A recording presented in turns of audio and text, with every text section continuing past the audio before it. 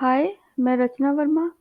मैं आज आप लोगों के सामने फिर से एक नई कहानी लेकर आई हूँ।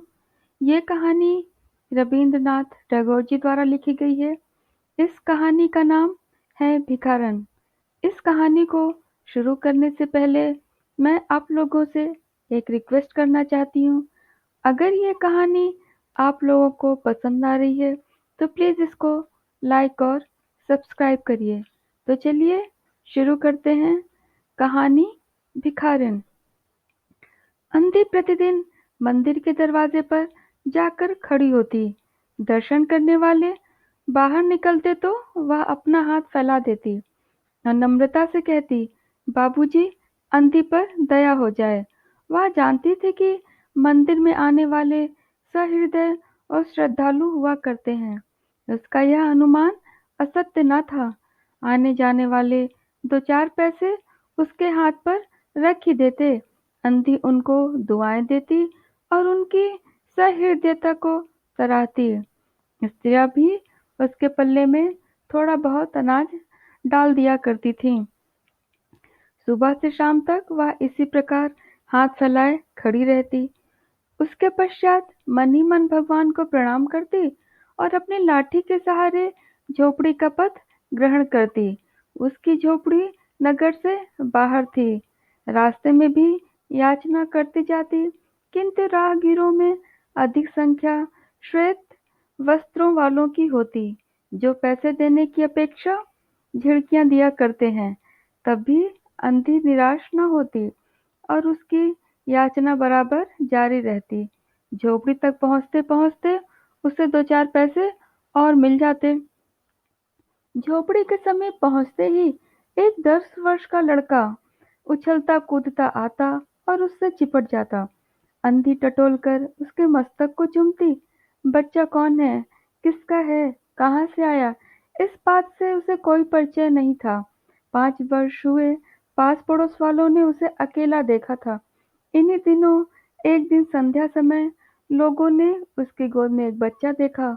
वह रो रहा था। अंधी उसका मुख चूम चूम कर उसे चुप कराने का प्रयत्न कर रही थी। वह कोई असाधारण घटना न थी, अतः किसी ने भी न पूछा कि बच्चा किसका है। उसी दिन से यह बच्चा अंधे के पास था और प्रसन्न था। उसको वह अपने से अच्छा खिलाती और पहनाती।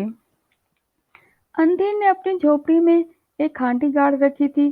संध्या समय जो कुछ मांग कर लाती उसमें डाल देती और उसे किसी वस्तु से ढांप देती, इसलिए कि दूसरे व्यक्तियों की दृष्टि उस पर न पड़े। खाने के लिए अन्न काफी मिल जाता था। उससे काम चलाती। पहले बच्चे को पेट भर खिलाती, फिर स्वयं खाती। रात को बच्चे को अपने वक्ष से लगाकर वहीं पड़ी रहती। प्रातःकाल होते ही उसको खिला पिलाकर फिर मंदिर के द्वार पर जा खड़ी होती। काशी में सेठ बनारसी दास बहुत प्रसिद्ध व्यक्ति हैं। बच्चा बच्चा उनकी कोठी से परिचित है। बहुत बड़े देशभक्त और धर्मात्मा हैं। धर्म में उनकी बड़ी रुचि है। दिन के 12 बजे तक सेठ स्नान ध्यान में संलग्न रहते हैं। कोठी पर हर समय भीड़ लगी रहती।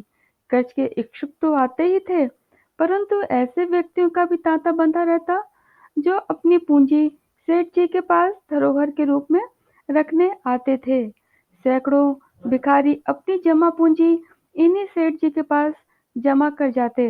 अंधी को भी यह बात ज्ञात थी, किंतु पता नहीं अब तक वह अपनी कमाई यहाँ जमा करने में क्यों हिचकिचाती रही। उसके पास काफी रुपए हो गए थे। हांडी लगभग पूरी भर गई थी। उसको शंका थी कि कोई चुरा न ले। एक दिन संध्या समय अंधी ने वह हांडी उखाड़ी और अपने फटे हुए आंचल से ढककर उसको सेठ जी की कोठी पर पहुंची। सेठ जी वही खाते के पृष्ठ उलट रहे थे। उन्होंने पूछा, क्या है? अंधी ने हांडी उनके आगे सरका दी और डरते डरते कहा, सेठ जी इसे अपने पास जमा कर लो। मैं अंधी अपाहिज कहाँ रखती फिरूंगी। सेठ जी ने हांडी की ओर देखकर कहा, इसमें क्या है? अंधी ने उत्तर दिया, भीख मांग मांग कर अपने बच्चे के लिए दो चार पैसे संग्रह किए हैं। अपने पास रखते डरती हूँ। कृपया इन्हें आप अपनी कोठी में रख लें। सेठ जी ने मुनीम की ओर संकेत करते हुए कहा, बही में जमा कर लो। फिर बुढ़िया से पूछा, तेरा नाम क्या है? अंधी ने अपना नाम बताया।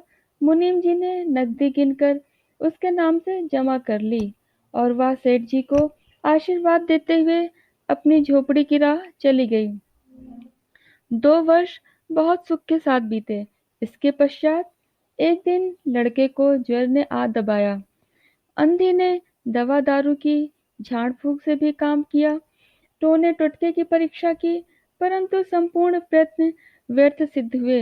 लड़के की दशा दिन प्रतिदिन बुरी होती गई। अंधी का हृदय टूट गया।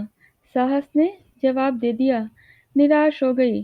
परंतु फिर ध्यान आया कि संभवतः डॉक्टर के इलाज से फायदा हो जाए। इस विचार के आते ही वह गिरती पड़ती सेठ जी की कोठी पर जा पहुंची। सेठ जी उपस्थित थे। अंधी ने कहा, सेठ जी, मेरी जमा पूंजी में से 10-5 रुपए मुझे मिल जाए तो बड़ी कृपा होगी। मेरा बच्चा मर रहा है, डॉक्टर को दिखाऊंगी। सेठ जी ने कठोर स्वर में कहा, कैसी जमा पूंजी, कैसे रुपए? मेरे पास किसी के रुपए जमा नहीं है। अंधी ने रोते हुए उत्तर दिया, 2 वर्ष हुए, मैं आपके पास धरोहर रख के गई थी, दे दीजिए, बड़ी दया होगी। सेठ जी ने मुनीम की ओर रहस्यमयी दृष्टि से देखते हुए कहा, मुनीम जी, जरा देखना तो, इसके नाम की कोई पूंजी जमा है क्या? तेरा नाम क्या है री? अंधी की जान में जान आई, आशा बंधी। पहला उत्तर सुनकर उसने सोचा कि सेठ बेईमान है, किंतु अब सोचने लगी कि संभवतः उसे ध्यान न रहा होगा। ऐसा धर्मी व्यक्ति भी भला कहीं झूठ बोल सकता है? उसने अपना नाम बता दिया। उलट पलट कर देखा, फिर कहा, नहीं तो इस पर इसका नाम नहीं जमा है। अंधी वहीं जमी बैठी रही। उसने रो रो कर कहा, सेठ जी, परमात्मा के नाम पर, धर्म के नाम पर कुछ दे दीजिए, मेरा बच्चा जी जाएगा। मैं जीवन भर आपके गुण गाऊंगी। परंतु पत्थर में जोंक न लगी। सेठ जी ने क्रुद्ध होकर उत्तर दिया, जाती है या नौकर को बुलाऊं? अंधी लाठी टेक कर खड़ी हो गई और सेठ जी की ओर मुंह करके बोली, अच्छा भगवान तुम्हें बहुत दे, और अपनी झोपड़ी की ओर चल दी। यह आशीष न थी, बल्कि एक दुखी का शाप था। बच्चे की दशा बिगड़ती गई। दवा दारू ही नहीं फायदा क्या करती। एक दिन उसकी अवस्था चिंताजनक हो गई। प्राणों के लाले पड़ गए। उसके जीवन से अंधी भी निराश हो गई। सेठ जी पर रह रहकर उसे क्रोध आता था। इतना धनी व्यक्ति 2-4 रुपए दे देता तो क्या चला जाता, और फिर मैं उससे कुछ दान नहीं मांग रही थी, अपने ही रुपए मांगने गई थी। सेठ जी से घृणा हो गई। बैठे बैठे उसको कुछ ध्यान आया। उसने बच्चे को अपनी गोदी में उठा लिया और ठोकरें खाती गिरती पड़ती सेठ जी के पास पहुंची और उनके द्वार पर धरना देकर बैठ गई। बच्चे का शरीर ज्वर से भभक रहा था और अंधी का कलेजा भी। एक नौकर किसी काम से बाहर आया। अंधी को बैठा देखकर उसने सेठ जी को सूचना दी। सेठ जी ने आज्ञा दी कि उसे भगा दो। नौकर ने अंधी से चले जाने को कहा, किंतु वह उस स्थान से ना हिली। मारने का भय दिखाया, पर वह टस से मस न हुई। उसने फिर अंदर जाकर कहा कि वह नहीं टलती। सेठ जी स्वयं बाहर पधारे, देखते ही पहचान गए। बच्चों को देखकर उन्हें बहुत आश्चर्य हुआ कि उसकी शक्ल सूरत उनके मोहन से बहुत मिलती जुलती है। 7 वर्ष हुए तब मोहन किसी मेले में खो गया था। उसकी बहुत खोज की, पर उसका कोई पता न मिला। उन्हें स्मरण हो आया कि मोहन की जांघ पर एक लाल रंग का चिन्ह था। इस विचार के आते ही उन्होंने अंधे की गोद से बच्चे की जांघ देखी। चिन्ह अवश्य था, परंतु पहले से कुछ बड़ा।